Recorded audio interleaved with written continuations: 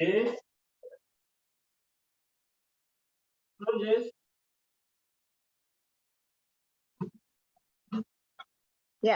terus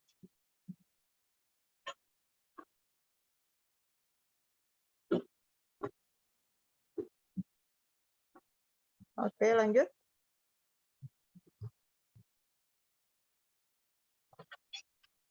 Ya. Oke, sekarang coba dibaca itu pendahuluan. Latar belakang. Siapa yang membaca? Absen 1.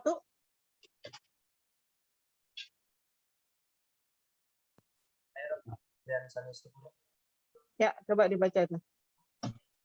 Pendahuluan, latar belakang, pelayanan okupasi terapi merupakan bagian integral dari pelayanan kesehatan. Pelayanan okupasi terapi dilakukan oleh okupasi terapis yang memiliki kewenangan tertulis yang didapat dari pendidikan formal untuk melakukan upaya okupasi terapi. Okupasi terapi sebagai salah satu profesi kesehatan dituntut untuk melaksanakan tugas dan fungsinya secara profesional, efektif, dan efisien. Hal ini disebabkan oleh okupasi terapis bekerja sama dan melibatkan, boleh ke bawah lagi, ke merah.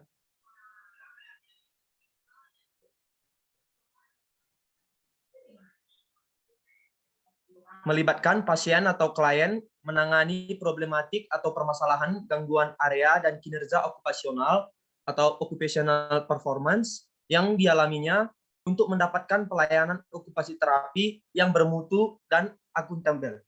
Seiring dengan meningkatnya tuntutan masyarakat akan kualitas pelayanan okupasi terapi yang berkualitas dan terjangkau, dan diberlakukannya medico-legal atau hospital by law di pelayanan kesehatan, serta gambaran persaingan lokal dan global di layanan jasa kesehatan, maka okupasi terapi sebagai profesi harus memiliki standar profesi. Okupasi terapi sebagai profesi mempunyai wewenang dan tanggung jawab untuk menetapkan hal-hal yang berkaitan dengan lingkup kegiatan profesi. Okupasi terapi. Ya, stop dulu ya. Ya. Bentar. Jadi kita lihat lagi yang ke atas. Jadi stop ya. Yang penting pelayanan okupasi terapi merupakan bagian dari pelayanan kesehatan. Jadi yang kemarin kita sebut ya. Jadi kalau ada undang-undang tentang pelayanan kesehatan itu berlaku juga untuk okupasi terapi. Itu maknanya karena dia merupakan bagian dari pelayanan kesehatan. Yang kedua, pelayanan okupasi terapi didapat dari pendidikan formal ya, seperti yang kalian kerjakan ini. Yang ketiga, okupasi terapi dalam melaksanakan fungsinya harus profesional, efektif, dan efisien. Ya, melibatkan pasien dan klien dalam menangani problematik atau permasalahan gangguan area dan kinerja okupasional. Kemudian di okupasi terapi dalam melakukan pelayanan juga berlaku medico-legal atau hospital by law di pelayanan kesehatan.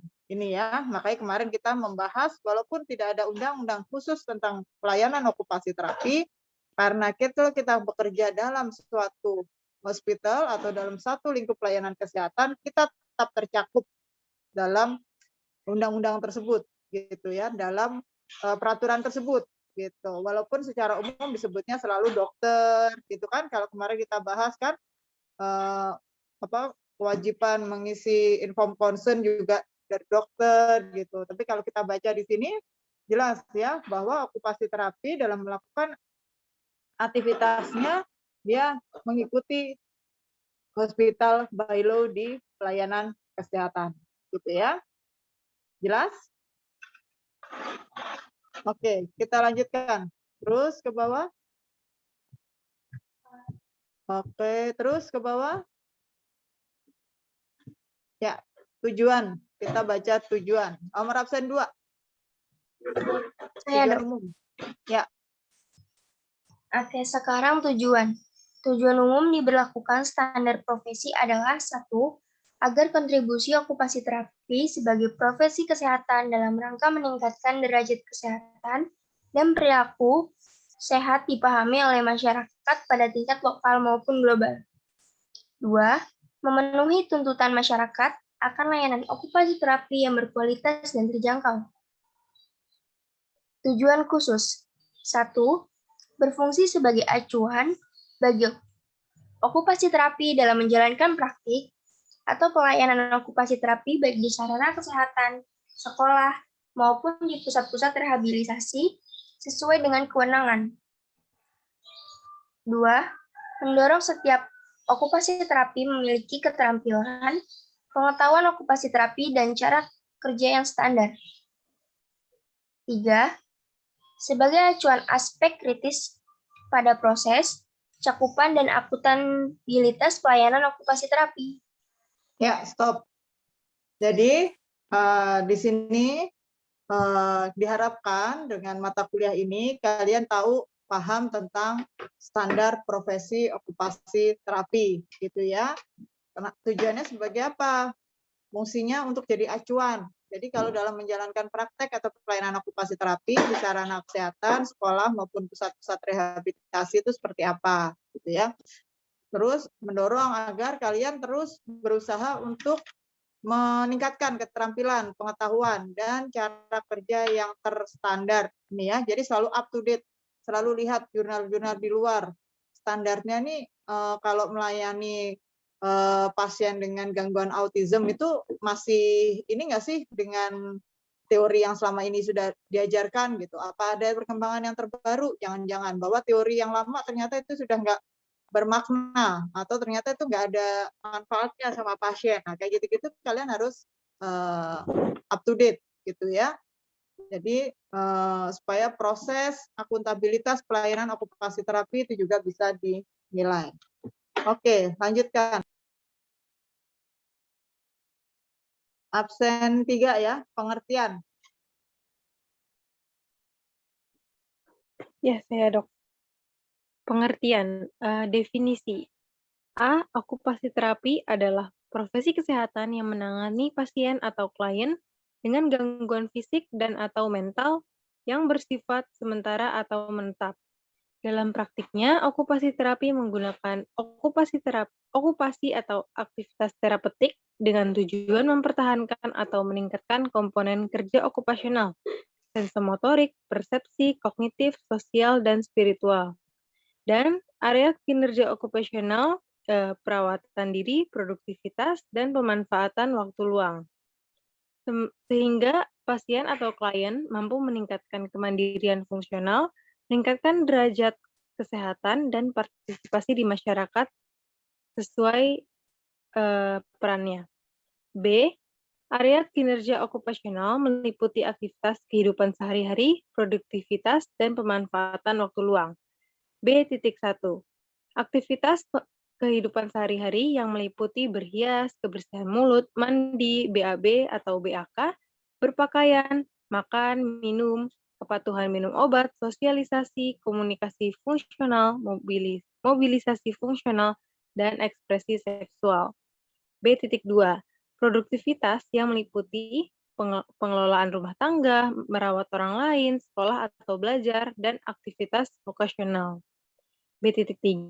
Pemanfaatan waktu luang yang meliputi eksplorasi pemanfaatan waktu luang dan bermain atau berekreasi. C. Komponen kinerja okupasional meliputi keterampilan sensorik, termasuk integrasi sensori, motorik, integrasi sensorik, kognitif, sosial, dan spiritual yang diperlukan oleh seorang untuk melakukan aktivitas fungsional atau okupasi. Ya, cukup jelas ya. Coba ke atas lagi.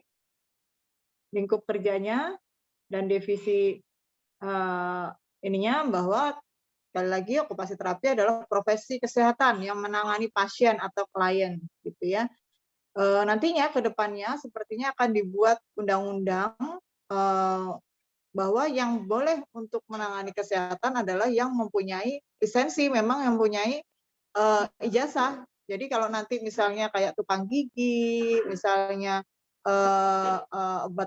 pengobatan alternatif itu bisa sepertinya nanti akan dimasukkan ke ranah hukum supaya tidak merugikan masyarakat gitu. Tidak jadi harus semuanya ada aspek legalnya. Jadi legalnya itu adalah ijazah yang kalian tempuh saat ini, gitu ya. Kemudian area kinerja okupasional, turunkan slide. Jadi meliputi aktivitas kehidupan sehari-hari. Jadi itulah okupasi. Okupasi itu pekerjaan. Jadi pekerjaan kalian itu bagian dari untuk mengembalikan seseorang supaya bisa bekerja kembali, gitu. Kalau anak-anak kerjanya apa? Anak-anak kerjanya bermain, gitu. Kalau ada anak yang cuma lari, mondar-mandir, tidak tertarik sama mainan. Nah, itulah area kinerja okupasi. Supaya dia gimana? Supaya dia berfungsi kembali, dia tertarik sama mainan. Atau anak yang tidak bisa main karena intelektual disabilitasnya. Nah, itulah nanti dengan terapi sensori, integrasi motorik, dan sebagainya, itu akan merangsang anak supaya tertarik sama mainan. Kalau kita bekerja, misalnya cedera, kemarin kita bahas tentang atlet dan segala macam, ibu rumah tangga, mahasiswa, kerjanya apa? Misalnya mahasiswa sekolah, kemudian fraktur finger, frakturnya yang nanganin dokter ortopedi. Kemudian setelah nyambung, supaya dia kembali bisa menulis, nah itulah pekerjaan dari okupasi terapi, mengembalikan supaya dia bisa berfungsi kembali. Karena setelah tangan cedera, nyambung, nggak pasti otomatis nanti dia bisa lagi pakai nulis. Kadang-kadang ada kontraktur, sehingga nggak bisa fleksi. Jadi pasiennya tetap bisa, misalnya tetap ekstensi begini. Gimana caranya memegang dan menulis kalau dia ekstensi terus begini? Nggak bisa fleksi, misalnya karena habis dislokasi atau fraktur. Nah, itulah yang dikerjakan oleh okupasi terapi, salah satu contohnya, ya. Kemudian produktivitas, turunkan ke bawah. Nah, kalau pada pasien-pasien dengan gangguan sosial, biasanya juga okupasi terapi termasuk untuk mendorong supaya seseorang bisa produktivitas kembali, pengelolaan rumah tangga, misalnya dia supaya bisa, misalnya dia beraktivitas sukanya jualan telur asin gitu. Nah, itu okupasi terapi termasuk yang membantu bagaimana seseorang supaya bisa berkomunikasi kembali, supaya bisa bekerja kembali dalam aktivitas produktivitas seperti itu. Termasuk dalam pemanfaatan waktu luang juga, bermain, berekreasi, dan lain sebagainya. Ya, oke. Lanjut, turunkan ke bawah. Oke, selanjutnya absen berapa? 4 ya? Iya, Dok. 2. Filosofi. A. Individu dipandang secara holistik, di mana tidak ada pemisahan antara jiwa dan raga, yang dipercaya bahwa kedua komponen tersebut menghasilkan tindakan yang mempunyai makna diri, self-worth, bersifat dinamik sesuai tuntutan lingkungan, dan perkembangan fisik, sosial, dan psikologis dari bayi sampai lansia. Yang B, sehat merupakan keadaan keseimbangan dinamis dan kemandirian individu pada ketiga area kinerja okupasional, aktivitas kehidupan sehari-hari, produktivitas, dan pemanfaatan waktu luang untuk mempertahankan derajat kesehatan dan kesejahteraan. Yang C, okupasi atau aktivitas fungsional. Semua aktivitas keseharian yang dilakukan oleh individu atau klien atau pasien yang bermakna dan bertujuan pada area aktivitas kehidupan sehari-hari, produktivitas, dan pemanfaatan waktu luang sesuai dengan konteks lingkungan fisik, sosial, dan budaya di mana individu, klien, atau pasien berada. D. Upaya kesehatan okupasi terapi. Mengembangkan, memelihara, memulihkan area atau komponen kinerja okupasional sepanjang daur kehidupan dengan menggunakan okupasi atau aktivitas fungsional. Upaya ini dilakukan melalui 4 tahapan terapi, yakni terapi komplementer, adjunct therapy, terapi yang membuat klien mampu beraktivitas, enabling, terapi yang membuat klien mampu beraktivitas secara bermakna dan bertujuan, purposeful activity, serta terapi yang membuat klien mampu beraktivitas dan berpartisipasi pada area kinerja okupasional atau occupation. Ya, atasin lagi. Ya, jadi filosofinya satu, bahwa individu dipandang secara holistik, gitu ya, baik secara jiwa dan raga, Yang kedua, yang dikatakan sehat tidak hanya sembuh dari penyakitnya, tapi dia bisa mandiri kembali pada area okupasional. Jadi misalnya pasca stroke, dia hemiplegia, lumpuh untuk sisi kanannya. Tapi kalau kita lihat di pemeriksaan dia masih bisa mengangkat tangannya walaupun tidak full. Kakinya juga masih bisa digerakkan, mengangkat kakinya. Nah, tapi kalau kemudian dia totali dibantu, sementara dia sebenarnya masih bisa, kemudian komunikasinya juga dia masih bisa, kognitifnya masih bisa, itu dikatakan belum sehat kalau dia belum bisa kembali ke kemandiriannya individu, kemandiriannya sendiri, gitu ya. Itulah nanti masuk ke kinerja okupasional. Jadi kita memandangnya seperti itu. Jadi yang dikatakan sehat tidak hanya sembuh, tapi juga harus bisa kembali beraktivitas, gitu ya. Kemudian dalam aktivitas kesehariannya itu bertujuan sesuai dengan individu kliennya. Jadi kita harus tanya sama kliennya, targetnya Bapak apa? Misalnya, kalau pasien yang sebelumnya memang sudah demensia berat, sudah prone berat, dia sudah tidak melakukan aktivitas apapun, semuanya memang dibantu. Kemudian dia kena stroke. Ya udah, kita tanya ke keluarganya. Berarti memang sebelumnya dibantu, berarti kita membantu mengembalikan seperti yang sebelumnya, begitu. Atau dia pengennya apa nih kerjanya? Seorang ibu rumah tangga butuhnya adalah misalnya memasak, menggoreng, mengaduk nasi dan sebagainya. Yang diperlukan dia adalah kekuatan untuk bahunya supaya dia bisa aktivitas kembali yang berat-berat gitu. Nah, di situ kita juga membantu supaya dia bisa mengembalikan aktivitas seharian itu. Jadi rancangan program atau apapun yang kita berikan terapi sesuai dengan keinginan klien atau pasiennya, gitu ya.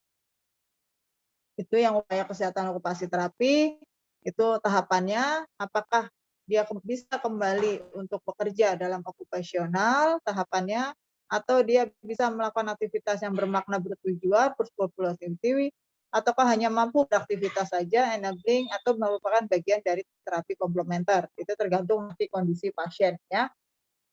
Oke, lanjut. Ya, absen selanjutnya. Dok, maaf, absen 5 mic-nya sedang ada masalah, jadi mungkin langsung ke absen 6 kali. Oke, silakan.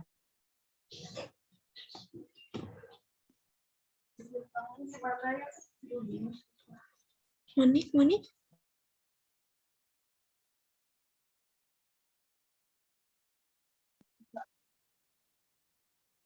Coba di diskon. Ada? Absen 6? Nggak ada? Absen 7? Ada dok. Ya, absen 7. Silakan.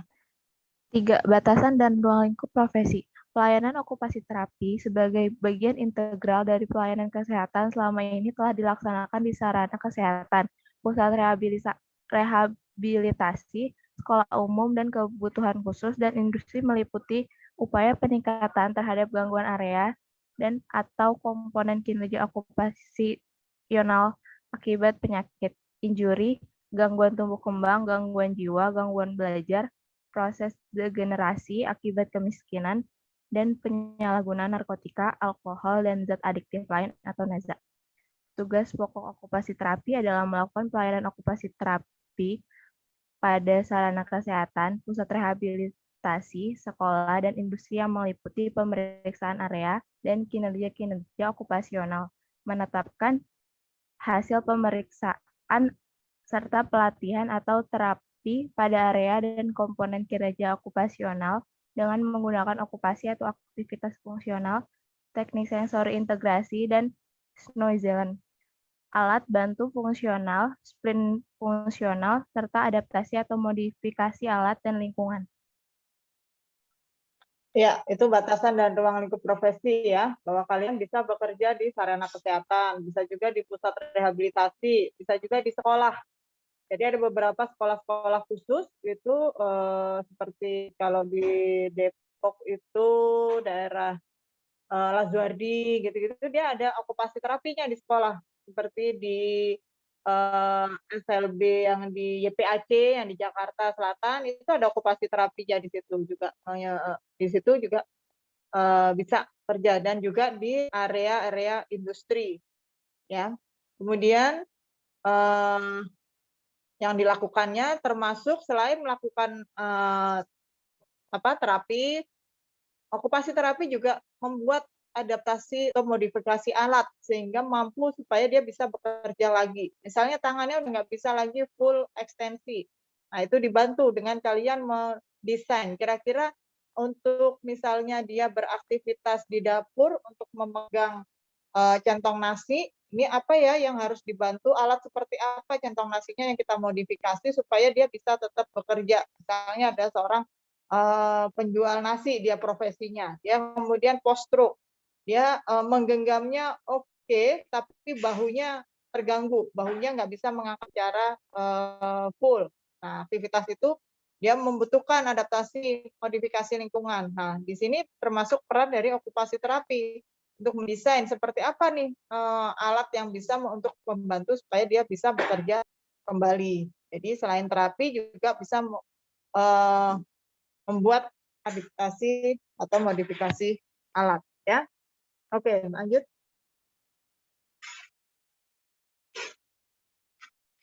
Jadi di sini kualifikasi pendidikan. Kualifikasi pendidikan saat ini minimal adalah diploma 3 okupasi terapi, ya. Lanjut ke bawah. Terus. Oke, stop. Standar kompetensi. Lanjutnya nomor 8.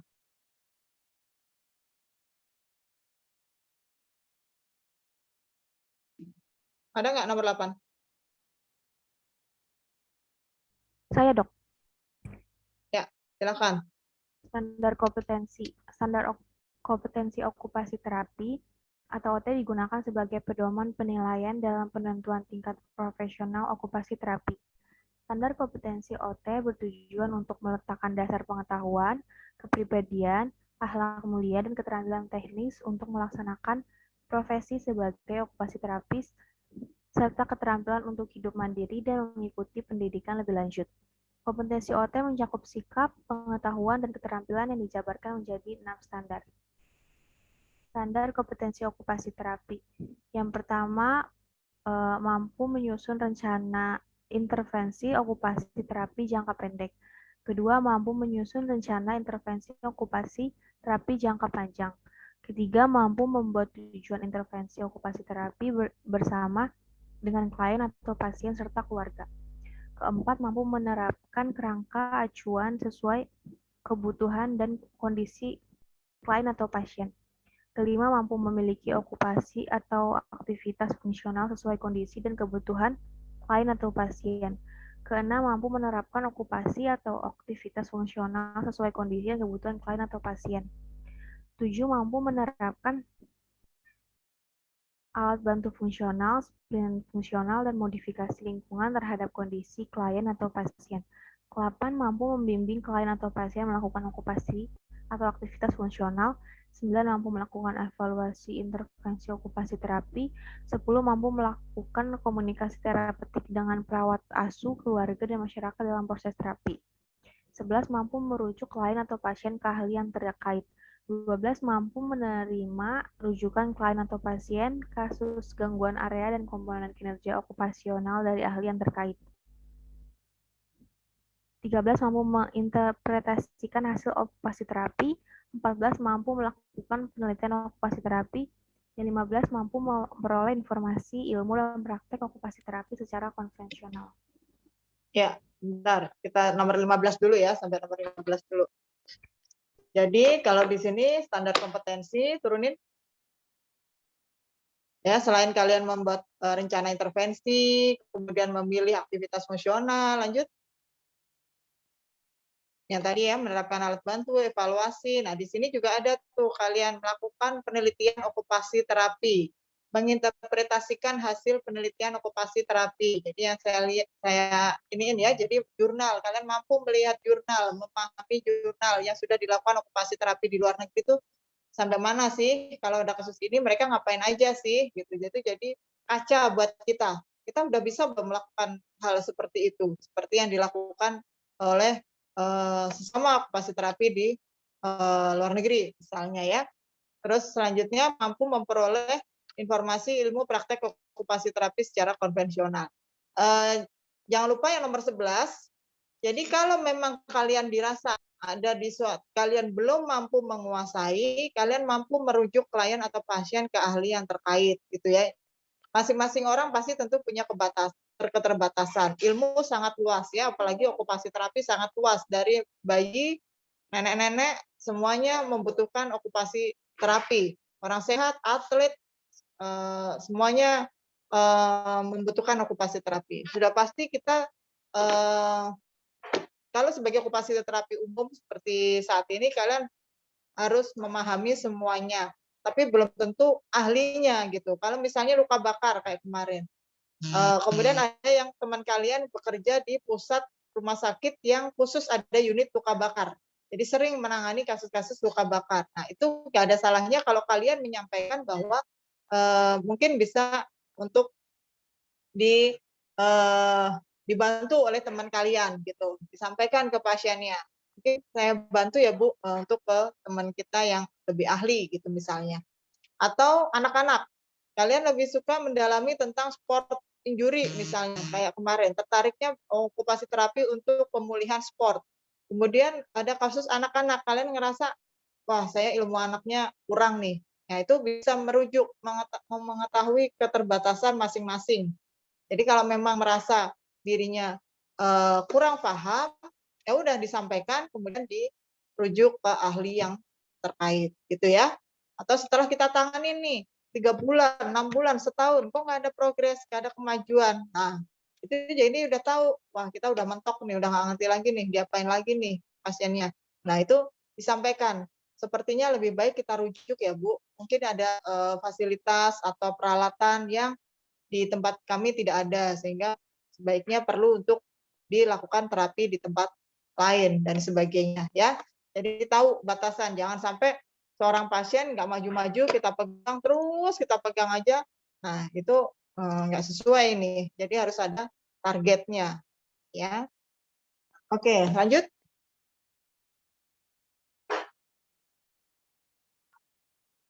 Ya. Selanjutnya berarti absen berapa tadi? 9 sekarang ya. Iya, Dok. Ya, silakan. 16 mampu mengakses informasi ilmu dan praktek okupasi terapi berdasarkan hasil penelitian evidence-based practice melalui media elektronik. 17 mampu mendesain alat-alat adaptasi fungsional untuk klien atau pasien. 18 mampu mendesain alat bantu fungsional untuk klien atau pasien. 19 mampu mendesain splint fungsional untuk klien atau pasien. 20 mampu mendesain modifikasi lingkungan untuk klien atau pasien. 21 mampu membuat alat-alat adaptasi fungsional untuk klien atau pasien. 22 mampu membuat alat bantu fungsional untuk klien atau pasien. 23 mampu membuat splint fungsional untuk klien atau pasien. 24 mampu memodifikasi lingkungan untuk klien atau pasien. 25 mampu melakukan persiapan pelayanan okupasi terapi. 26 mampu melakukan pemeriksaan gangguan area dan komponen kinerja okupasional dengan wawancara. 27 mampu melakukan pemeriksaan gangguan area dan komponen kinerja okupasional dengan observasi. 28 mampu melakukan pemeriksaan gangguan area dan komponen kinerja okupasional dengan instrumen terstandar. 29 mampu mendokumentasikan hasil pemeriksaan area dan komponen kinerja okupasional. 30 mampu menentukan diagnosis gangguan area dan komponen kinerja operasional. 31 mampu mendokumentasikan proses okupasi terapi. 32 mampu memimpin unit pelayanan okupasi terapi. 33 mampu membuat perencanaan pengembangan unit pelayanan okupasi terapi. 34 mampu membuat kebijakan pelayanan okupasi terapi sesuai dengan rencana strategik institusi. Oke, stop.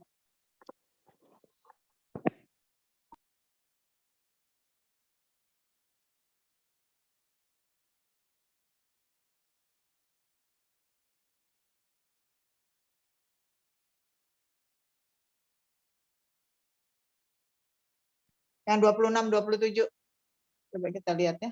Ya. Ya, yang di atas sudah sesuai dengan yang tadi ya, jelas ya, mampu buat alat bantu, sprint fungsional, modifikasi lingkungan, persiapan pelayanan. Nah, yang 26 dan 27. Mampu melakukan pemeriksaan gangguan area dan komponen kinerja okupasional. Jadi kira-kira apa nih problemnya sesuai dengan area okupasional. Kemudian mampu melakukan pemeriksaan gangguan area dengan observasi. Jadi setelah wawancara, kita kemudian lihat di observasi, kemudian kemudian kita melakukan pemeriksaan yang terstandar. Jadi ada instrumen terstandar nih untuk menilai atau benar nggak sih yang kita setelah wawancara observasi ini dibuktikan dengan satu pemeriksaan yang terstandar. Kemudian didokumentasikan. Nah, nomor 30 mampu menentukan diagnosa gangguan area atau komponen kinerja okupasional. Jadi kalian tidak menentukan diagnosa penyakit, tapi kalian adalah menentukan diagnosa gangguan area atau komponen kinerja okupasional. Kalau untuk diagnosa penyakit itu wilayahnya dokter.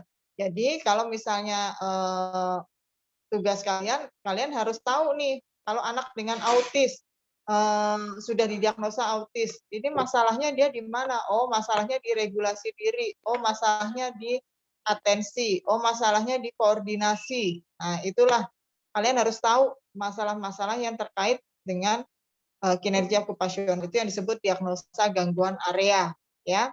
Itu yang harus kalian bisa lakukan. Oke, selanjutnya tadi terakhir di 34 ya. Terus lanjutin turun. Ya. Selanjutnya nomor 10. Bukan 10? Ada? Ada dok. Ya, silakan dibaca, Marit. Nomor 35, mampu membuat prosedur pelayanan okupasi terapi sesuai dengan kebijakan pelayanan okupasi terapi. 36, mampu melakukan pengawasan pelayanan okupasi terapi. 37, mampu melakukan evaluasi pelayanan okupasi terapi. 38, mampu memberikan konsultasi okupasi terapi kepada klien atau pasien. 39, mampu mengembangkan jiwa kewirausahaan, entrepreneurship yang berkaitan dengan pelayanan okupasi terapi. Ya, kita lanjutkan ke kode etik. Berarti nomor 11. Silakan. Kode etik dalam rangka melaksanakan ketentuan pasal 50 ayat 1 dan pasal 53 ayat 2 Undang-Undang Nomor 23 Tahun 1992 serta pasal 21 ayat 1 Peraturan Pemerintahan Nomor 23 Tahun 1996, maka profesi okupasi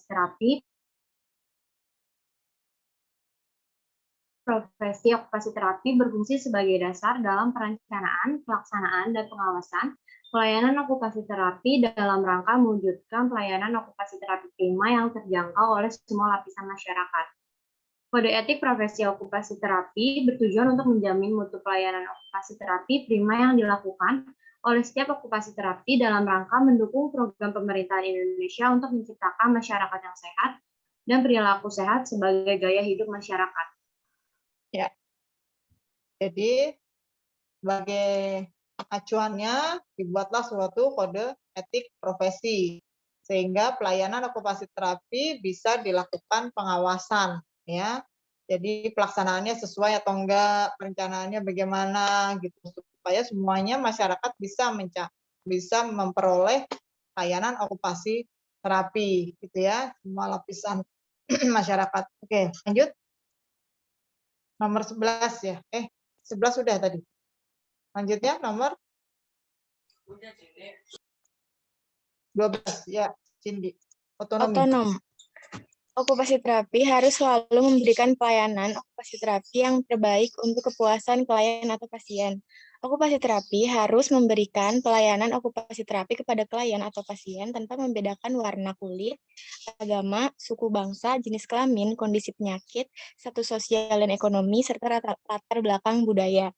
Yang kedua, okupasi terapi harus menginformasikan kepada klien atau pasien tentang kondisi penyakit pasien, hasil pengkajian dan terapi atau intervensi, serta prognosis fungsional.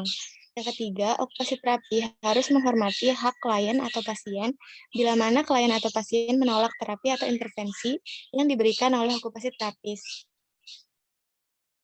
Yang keempat, okupasi terapi harus melibatkan klien atau pasien dalam proses perencanaan dan pelaksanaan okupasi terapi. Yang kelima, okupasi terapis harus mempertahankan konsistensi program terapi dan selalu menjaga hubungan baik dengan klien atau pasien. Yang keenam, okupasi terapis harus selalu menjaga kerahasiaan informasi tentang kondisi klien yang diperolehnya dari hasil pengkajian dan proses terapi, kecuali diperlukan untuk proses peradilan. Ya, cukup. Nomor 7 ya, satu lagi. Ketujuh, okupasi terapi harus selalu menjaga keselamatan klien atau pasien selama proses terapi. Ya, jadi 7 hal ini harus kalian ingat ya. Satu, pelayanannya nggak boleh membeda-bedakan suku, agama, termasuk jenis penyakit. Membeda-bedakan itu maksudnya kita kan tetap harus menerima semua kasus. Tapi kalau misalnya karena keterbatasan pengetahuan, kita boleh sampaikan. Tapi itu bukan berarti kita tidak mau menerima, tapi kita menyampaikan bahwa untuk yang terbaik kita merujuk gitu ya.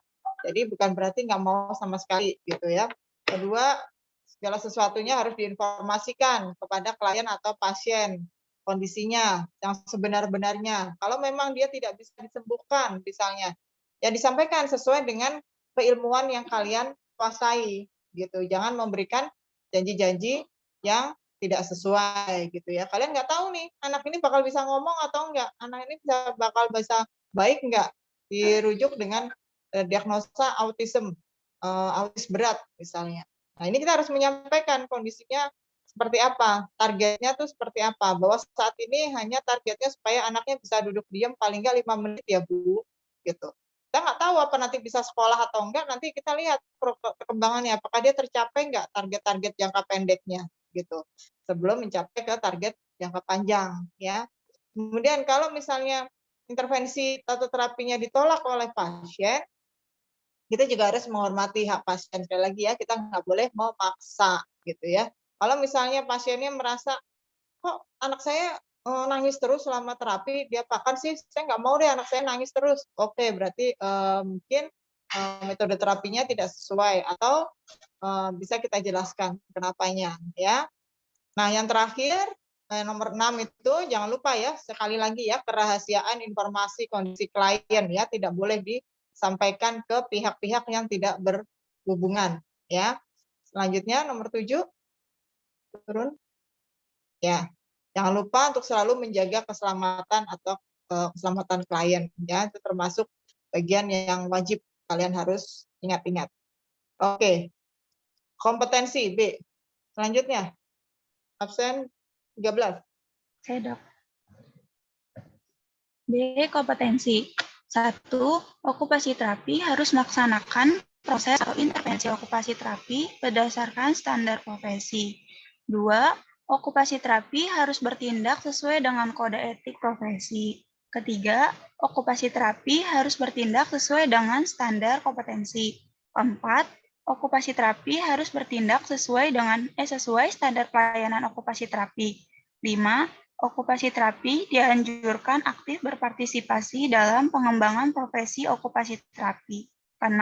Okupasi terapi harus merujuk dan atau mengkonsultasikan klien atau pasien kepada profesi lain untuk mendapatkan pelayanan di luar kewenangan okupasi terapi.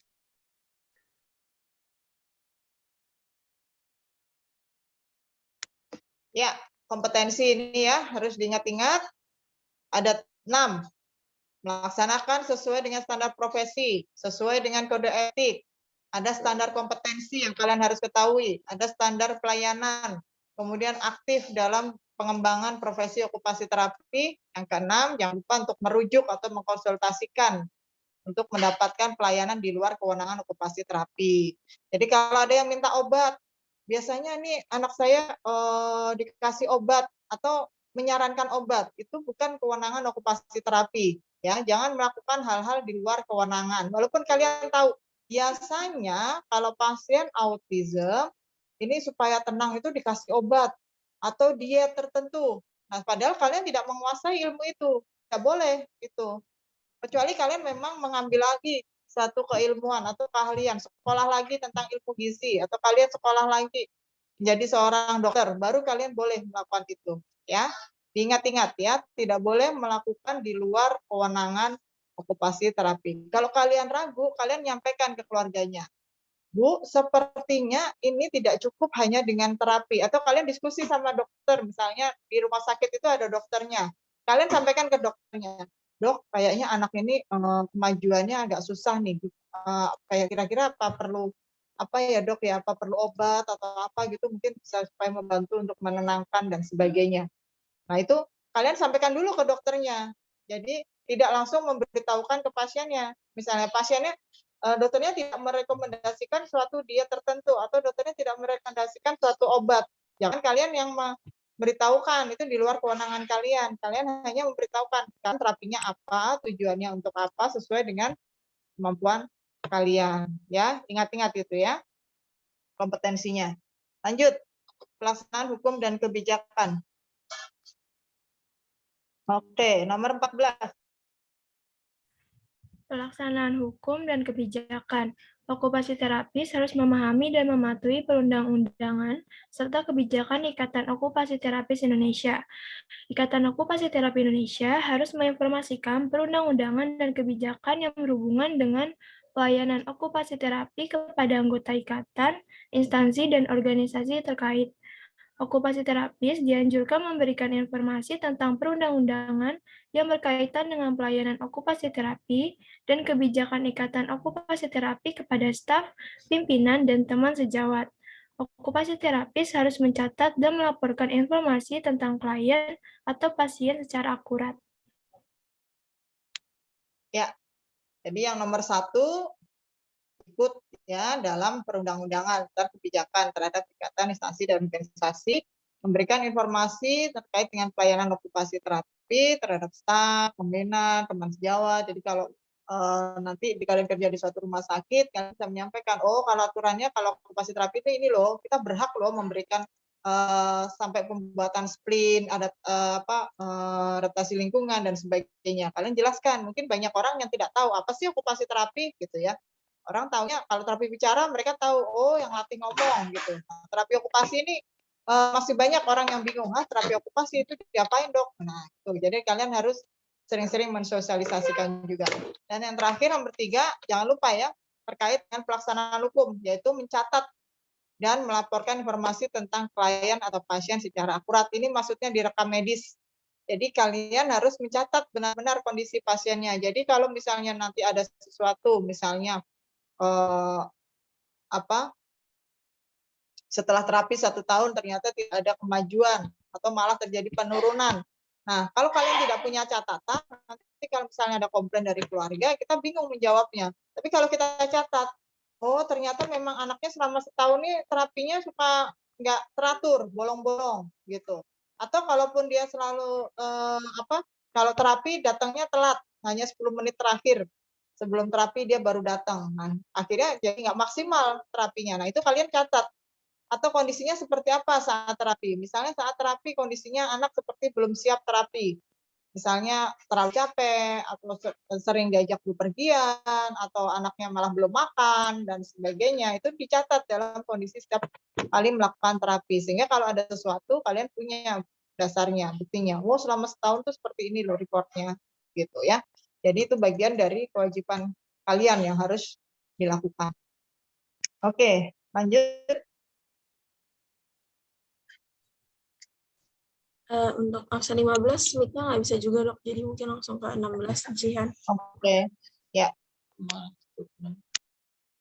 Oke, untuk informasi umum, okupasi terapis harus menginformasikan pelayanan okupasi terapi secara akurat.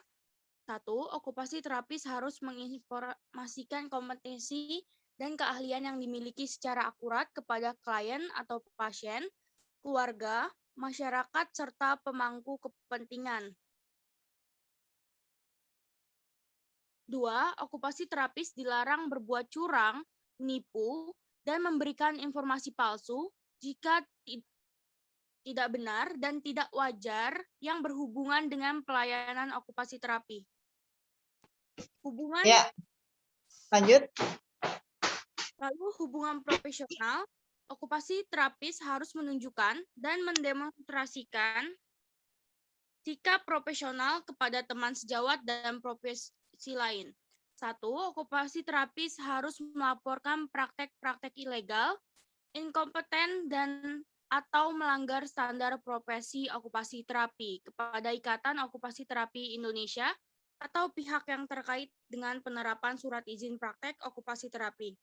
2. Okupasi terapis dilarang menginformasikan kebijakan ikatan yang bersifat rahasia ke lain. Ketiga, okupasi terapis dilarang menginformasikan rahasia klien atau pasien kecuali berkaitan dengan pelayanan dan proses peradilan. Keempat, okupasi terapis harus bekerja sama dengan teman sejawat dalam rangka memberikan pelayanan okupasi terapi prima dan penyebarluasan informasi tentang okupasi terapi kepada klien atau pasien, keluarga, dan masyarakat. Ya, cukup jelas ya. Apa yang harus dilakukan? Coba di atasnya lagi tadi. Ini ya, termasuk informasi umum bahwa itu tadi ya, menginformasikan apa saja sih kompetensinya sebenarnya sampai mana sih okupasi terapi gitu ya pada klien, keluarga, dan masyarakat. Jadi harus dijelaskan, Bu, kalau memberikan obat itu bukan kompetensi kami, Bu tanya ke dokternya ya, kayak gitu ya, dijelaskan. Kalian tuh sampai mana kompetensinya, keahliannya gitu ya. Turun ke bawah. Nah, bila ada nggak boleh berbuat curang, menipu atau memberikan informasi palsu. Di sini dalam artian, jadi kalau kalian hanya taunya setengah-setengah atau kalian tidak paham betul sebenarnya terapi itu benar bermanfaat atau tidak, sebaiknya tidak diinformasikan. Apalagi kalau hal-hal yang tidak wajar gitu ya terapinya. Kalian dapat lihat di YouTube nih, dilakukan terapinya seperti ini. Nah, itu padahal di pelajarannya nggak ada dan itu cukup tidak wajar atau nggak jelas sebenarnya bermanfaat atau enggak. Itu nggak boleh juga kalian kerjakan ya. Mesti hati-hati. Oke, lanjut. Terus hubungan profesional cukup jelas. Lanjut. Ya. Perilaku profesional. Selanjutnya, absen 17 berarti ya? Iya, Dok. Perilaku profesional. 1. Okupasi terapi harus menunjukkan perilaku profesional selama memberikan pelayanan okupasi terapi kepada klien atau pasien, keluarga, dan masyarakat. 2. Okupasi terapis dilarang terlibat segala bentuk konflik atau hal-hal yang bisa memperburuk citra profesi okupasi terapi, baik terhadap sesama okupasi terapis maupun dengan profesi lain. Ya, lanjut terus.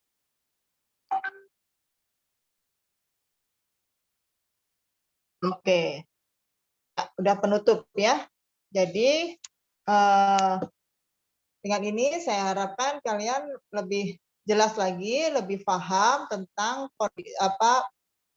posisi kalian di dalam sistem pelayanan kesehatan, bahwa kalian ada yang namanya standar profesi, ada yang namanya kode etik profesi, ada yang namanya standar pelayanan, ada yang namanya surat izin kompetensi, ya, dan kalian masuk dalam hospital by law atau termasuk aturan-aturan yang berlaku dalam suatu rumah sakit. Kalian area lingkup kerja bisa di mana saja, bisa di rumah sakit, bisa di sekolah, bahkan bisa di suatu perusahaan. Nah, tugas kalian lah nanti kalian untuk lebih menjelaskan, mensosialisasikan apa sih profesi okupasi terapi ke masyarakat, gitu ya. Saat ini profesi okupasi terapi masih terbatas, hanya 2 pendidikan yang ada di seluruh Indonesia, yaitu di Universitas Indonesia dan di Solo. Nah, itu tantangan buat kalian. Sebenarnya kalian ini diperebutkan setiap tahunnya. Lulusan okupasi terapi, terutama kalau yang sudah paham, itu seperti di Jakarta, gitu ya, sangat banyak yang membutuhkan. Sementara lulusannya hanya sedikit, gitu ya. Jadi kalian cukup patut berbangga sebagai okupasi terapi.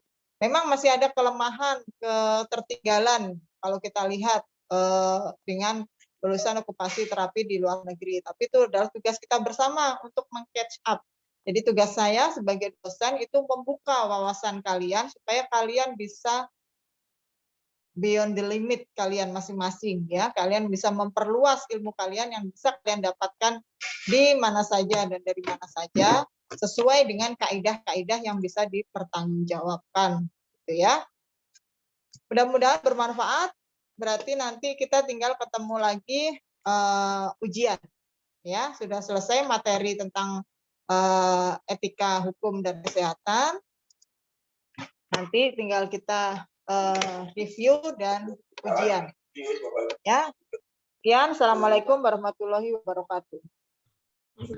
Waalaikumsalam warahmatullahi wabarakatuh. Terima kasih. Terima kasih, Dok. Dokter, dokternya udah keluar ya? Oke.